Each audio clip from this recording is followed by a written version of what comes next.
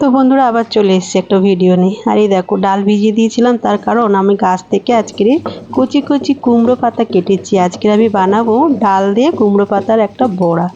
আমি প্রথমবার বানাচ্ছি, জানি না কেমন হবে খেতে। এর আগে অনেকবার বানিয়েছিলাম আমি কুমড়ো ফুলের বড়া ডাল দিয়ে।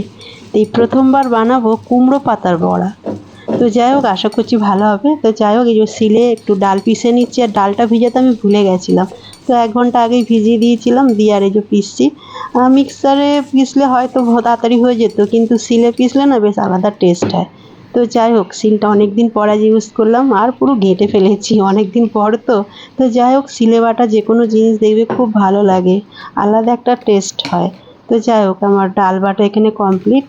তার আগে আমি কি করব, ডালটাকে তুলে নেব, নিয়ে আমি শিলটাকে একদম ধুয়ে তুলে দেবো। আর সকাল থেকে খাবার জল ছিল না, এই কিছুক্ষণ আগে দেখছি জলটাও চলে এসেছে।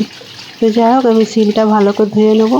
আর শিলটা মাঝে মাঝে খুব উপকার লাগে, যখন লাইট থাকে না তখন এই শিলটারই দরকার হয়। আর আমার এমনি শিলে বাটা মশলা খেতে খুব ভালো লাগে, কিন্তু একটু কষ্ট হয়, সেই জন্য সবসময় করতে পারি না। তো যাই হোক, তোমাদের কাদের কাদের কাদের আমার মতন শিলে বাটা মশলা ভালো লাগে অবশ্যই কমেন্ট করো।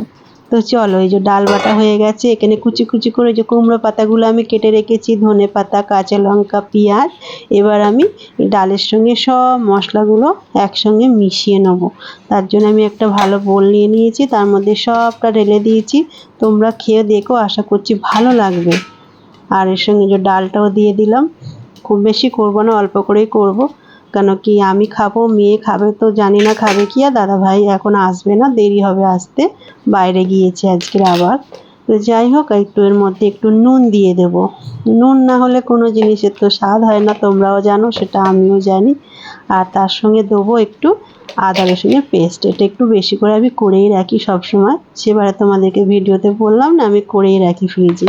বেশি দিনের না, 4-5 দিনের মতন করে আমি করে রাখি। আর তার মধ্যে এবার দিয়ে দেবো একটু হলুদের গুঁড়ো, দেবো সামান্য একটু। আর তার মধ্যে দিয়ে দেবো একটু লঙ্কার গুঁড়ো। একটু ঝাল ঝাল হলে দেখবি যে কোনো জিনিস খেতে খুব ভালো লাগে। আর যেহেতু এটা আমি ডালের সঙ্গে খাবো, আরোই ভালো লাগবে। এবার ভালো করে আমি এটাকে মিশিয়ে নেবো, যেন সমস্ত মশলা, ডাল এবং কুমড়ো পাতাগুলো ভালো করে যেন সবাই সবার সঙ্গে মিশে যায়। তারপর আমি ওটাকে মেখে রেখে চলে গেছিলাম স্নান করতে। এই যে চলে এসেছি স্নান টান করে। এবার আমি গরম গরম ওটাকে ভাজবো। তার জন্য এই যে কড়া বসিয়ে দিয়েছি, কড়ার মধ্যে তেল দিয়ে দিয়েছি। আর বেশি ভাজবো না, 4টে মতনই ভাজবো। আর দাদাভাই যখন আসবে খেতে, আবার গরম গরম বানিয়ে দেবো। কেন দেখবে ডালের বড়া বলো, যে কোনো ভাজাভুজি ঠান্ডা হয়ে গেলে না খেতে একদম ভালো লাগে না। তো যাই হোক, এই যে 4টে আমার জন্য বানিয়ে নিয়েছি। এবার এগুলোকে একটু উল্টে দেবো। তো যাই হোক, এই যে হয়ে এসছে। ওদিকে মেয়েকে তার মধ্যে খেতে দিয়ে দিলাম। মেয়ে ডাল দিয়ে ভাত খাচ্ছে, ওকে বললাম একটা খেয়ে দেখ। তা না, ও খাবে না। ও কুমড়ো পাতা দিয়েছি, ভাবছে কি না কি বানিয়েছি। তো যাই হোক, তারপরে আমার জন্য এই যে ভাত নিয়ে নিলাম, আর সঙ্গে এই যে বড়া নেবো। আর কি কি রান্না করেছি দেখিয়ে দিই তোমাদের। কালকের এই যে ইলিশ মাছের মাথা দিয়ে উচ্ছে তরকারি ছিল একটু। আর এই যে মেয়ের জন্য ডালটাও ছিল, সেটাও গরম করলাম, মেয়ে খেয়ে নিল। আর আজকের আমি সকালে বানিয়েছিলাম পরোটা আর আলুর তরকারি, কালো জিরে দিয়ে। সে তরকারি একটু থেকে গেছে। আর আজকের ডিমের ঝাল করেছি, আলু দিইনি, কেন 2 দিন ধরে আলুর দমটম খাচ্ছি তো। আর ওই যে ভাঙা ডিমটা দেখছো, মেয়ে না কুসুমটাই খেয়েছে, ডিমটা খেলো না। তো যাই হোক, এ হলো আজকে দুপুরে রান্না বান্না। এবার আমি খেতে বসেছি।